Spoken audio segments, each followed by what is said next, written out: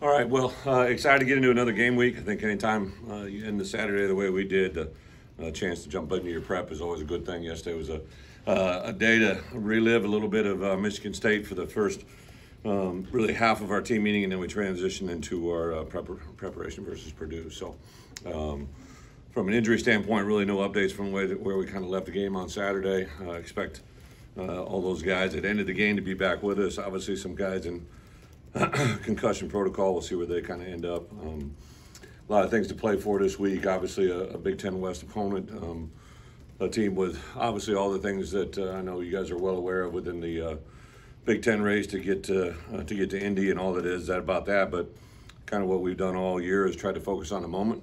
We've had success doing that 7 times and failure doing it twice. So hopefully we'll be a little bit more in line with those 7 opportunities that we came away with the victory. I think it's a group of guys that learn from their mistakes, take advantage of the opportunities that are in front of them, and hopefully move forward in a positive light. So a lot of individual awards, certain things within All-American nominations, postseason awards, all that stuff just continues to roll through our office. A really good indication for our guys on what they've done, rewards for that. But I think from not just a coaching staff, but from our players, the less emphasis on that and the more emphasis on Purdue, the better off everybody is. So with that, open up for questions. But one thing about the Big Ten, you face various different types of offenses. What's unique about the air raid attack from Purdue, and have you played against Jeff Brown that before? I know you have, but yeah. What are some things that stand out to you about it? Well, obviously just their weapons to be able to use the whole field.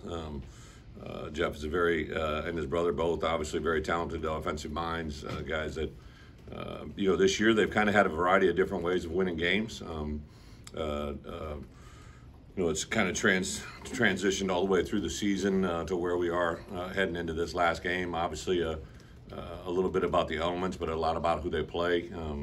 It was really interesting to watch the Iowa game unfold on video. Yes, I didn't see it during the course of the day, obviously, so watched it on Sunday. But and then when you play a Big Ten West opponent, when you have last year's film to go through, right? There's a lot of carryover, divisional play, things like that affect your game plan overall. It's been a couple of months since your team had lost. What response did you see yesterday coming off of the loss? A little bit of a continuation from Saturday. I mean, it really hurt them on Saturday to walk off the field the way they did. I knew that yesterday coming in was the first half, like I said, so we always, whether we win or lose, we set up our Sundays the exact same way. You want to, take advantage of the learning opportunities that came from Saturday and then move and transition into our opponent for the week, because Mondays are always a day off in our program. You kind of don't want that to linger into Tuesday. You don't want to have the first thing that they hear about their next opponent being Tuesday morning. We would like to transition on Sunday night. So more of the same. I think, certain guys handle things differently. I did make a point in reference to one of the things I've never really done in my coaching career is try to monitor or pass judgment on how someone handles a loss. You have guys that, don't say anything. There's guys that get very emotional. There's some guys that throw their helmet. There's guys that, get frustrated and become, aggressive, or they want to, fight, mentality.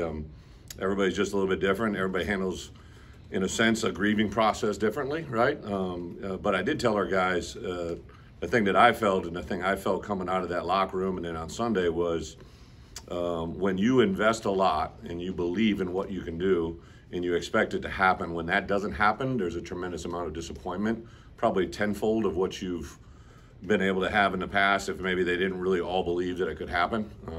It's sometimes easier to expect or to take things that you didn't think were going to happen. So when you expect the exact opposite, when you expect to win a game, have everything in line with what you thought it could become, when it doesn't happen, it's twice as painful. What do you do to try to mitigate that, make it go away and push it? Is there anything? Sometimes time, everybody's a little bit different. I literally told the group yesterday, hey, when I get done, I'm not I do my best to put on an answer and reply session for you guys, right? I don't really say much, do much. I literally just walked up to my office. My wife kind of handles it the same way. She usually comes to post-game presser, but she doesn't come when she's thinks it's not going to be a great environment. So I went up to the office, gathered my thoughts, took a hot shower, threw on my clothes, went home, and the thing that brings me back is watching my 5-year-old sing "Girls on Fire," for a video. Like, that was like the only thing that brought me solace Saturday night, was to see her smile and laugh and make me laugh, because she really doesn't know what's happening, right? So most of our guys don't have kids to go home to, so they're going to go home and talk to their parents. A lot of them had Dad's Day, right? So a lot of dads were in town. It was really awesome to see that. Everybody just handles it differently. I don't pass judgment on what's right, wrong, or indifferent. I thought that way they handled Sunday afternoon's team meeting was kind of what I expected it to be. I'm really excited to see where they're at tomorrow morning. After that Indiana loss early in the year, you mentioned that the players kind of responded by being like more determined and hungry to see success after that. Do you see any parallels from that loss to now this? Again, as the week goes on, I haven't been around them except for a little bit last night. We didn't take them on the field.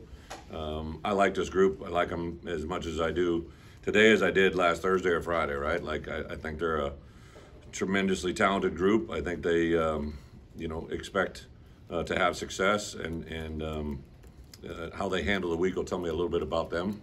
I'm expecting tomorrow morning to be very spirited, it's a little bit unusual. It's an election day, so by theory, they don't have any class or anything that they're assigned to, so we pushed back the morning a little bit. I just thought that, that more rest that they can get this week, the better off we'll be, so I pushed back to start time tomorrow, almost 2 hours, to allow them to sleep in a little bit. I'm excited to see exactly where they're at, but it's a kind of a wait and see what happens this week. How much do you want to lean into? It's last home game and senior day with your guys for motivation. Yeah, it'll be senior day. It's always an emotional day. I've experienced a gamut as a head coach from my first one a long time ago to where we are now. It's an emotional day for me as a player or as a coach. To know that I'm going to hug players for the last time, it's on this home surface is very emotional. They wanted to make a goal to have Memorial go undefeated this year, and obviously we let that go on Saturday. So the only thing we have in front of us is Purdue, a Big West opponent, a trophy game, a lot of things like that. But you also worry about the effects on the other players, right? Because a lot of those guys are close to those players as well, and it could be the last time they take Memorial together. There's some guys that are going through the senior day that don't know if they'll be back, right? There's guys that for sure will be gone by eligibility standards, but there's a lot of guys that are really good players that I think when the season's done, we'll have an opportunity to, when the regular season is done, kind of in bowl game preparation or postseason play, we'll see exactly where those guys are at with NFL, and they'll make their decisions after that. What's the process for figuring out how to fix the red zone and the short yardage situations? Is that sitting down with the offensive staff, you and yourself, and just trying to figure it out? Well, twofold. So anytime we have success or failure, the conversations are always the same. What can we do better? What did we do well? What didn't do well?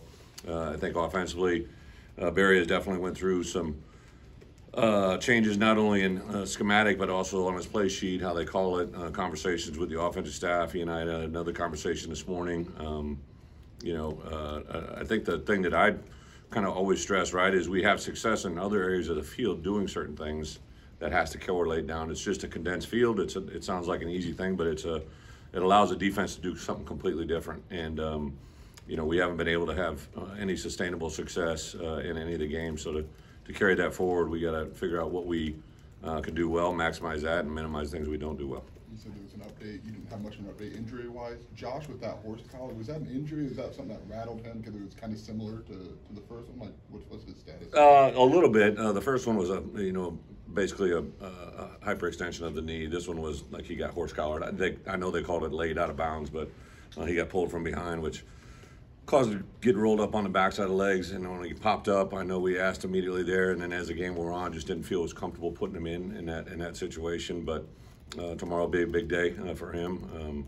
I usually have a conversation with him on Monday night, so I'm excited to see where he's at tonight. And then the other guys, Seth and Taz, both those guys are in concussion protocol. So when they clear their appropriate procedures, then they could or could not be cleared. Brett, is this a more balanced Purdue offense than you've seen? Because Jeff, when he got in this league, didn't seem to think like running the ball was going to be all that critical, and it seems like this year they've made a real emphasis. There's at times in his game where the running game is much more prevalent. The running backs have done a nice job. I think their offensive line is gritty, savvy. I think when you have a quarterback of his caliber, you have to defend the passing game, knowing what they love to do, really from sideline to sideline, and then you throw in that the run game, what they hit downhill. He's done a nice job creating some yards after contact as well. So a really a different offense, I'd say, than we had a year ago. And then you throw in, obviously Jones. I mean, it's just a different offense. I know after the game you kind of talked about possibly changing formations and personnel groupings in the red zone. Is that something you guys are considering this week? We consider it every week. I get the emphasis, look, a year ago or a week ago, we talked about our offense had gone from 124 to number one in completion percentage, right? And that was the topic last week. This week's topic because of our red zone failure again this past weekend. So I couldn't be happier with what our coaches have done, offense, defense, with Barry and Ryan in particular. I think I got two of the better coordinators I've ever had in my career.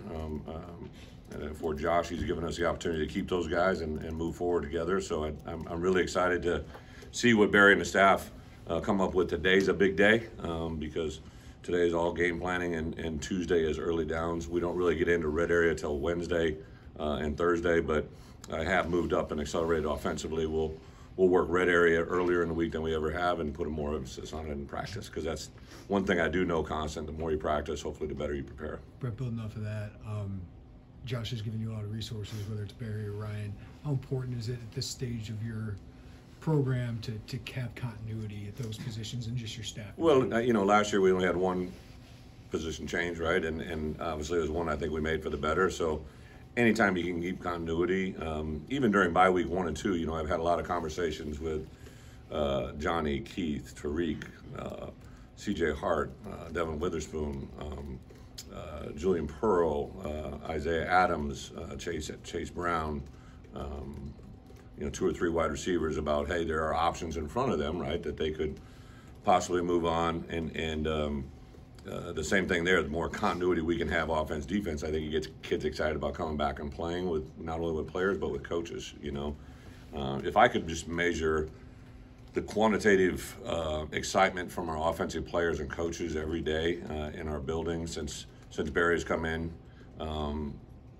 it's just worth its weight in gold, the excitement it's created in recruiting. And Josh was very clear when I took the job, like what he was going to be able to provide from an assistant coach's salary pool. And then last year, the proactive measures he took with Ryan. And again, this year, right? Ryan's a very talented coach, going to have opportunities in front of him. I think Barry's the same thing. Barry's just kind of a year behind. And it's fun to be in that type of world to know that support exists. What's that mean to you? I know huge. Other places you. Yeah. Yeah, obviously I've been at other places where it's been documented where I didn't feel that way, but it's a different time, it's a different world. I think the neat part about where we're at right now, and I told this to our coaches and players, right?